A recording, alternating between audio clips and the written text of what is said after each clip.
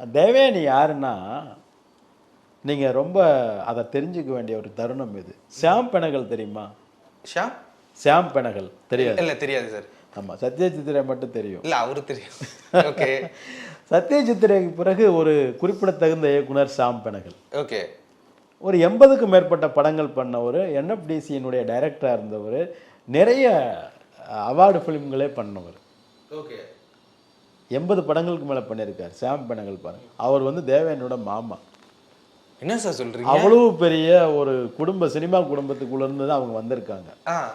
அதனால் அவங்க எல்லாவற்றையும் பார்ப்பாங்க. அது மராத்தியில் இருக்கும், உருதுல இருக்கும், அவங்க பார்ப்பாங்க. எனக்கு உருது மராத்தியெல்லாம் தெரியாதனால நான் எந்த ரேவும் பார்க்கறது இல்லை. ஓகே, சரிங்களா? நான் பெனகலும் பார்க்கறது இல்லை. அதுக்காக பெனகல் எனக்கு பிடிக்காது. அவர் வந்து அவருடைய சிஸ்டர் வந்து இங்கே நுங்கம்பாக்கத்தில் இருப்பாங்க, பெனகலோட சிஸ்டர். நம்ம ஒரு கல்யாணம் பண்ணோம். யார்? நக்குலுக்கு முன்னாடி மயூர்னு ஒருத்தர் இருக்கார். நம்மளுடைய அக்காரில் தான் கல்யாணம் நடந்தது. வந்திருந்தாங்க அவங்க கல்யாணத்துக்கு.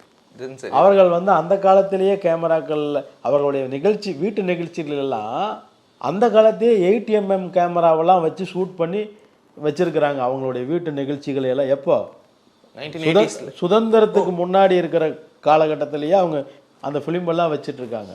ஓகே. அவ்வளவு பெரிய சினிமாவுடைய அவங்களுக்கு தெரியும். சரிங்களா? நமக்கு வந்து நாம சாதாரண வெத்தலை ஓடுற விவசாயி தானே, வெத்தலை தோட்டம் போட்ட விவசாயி.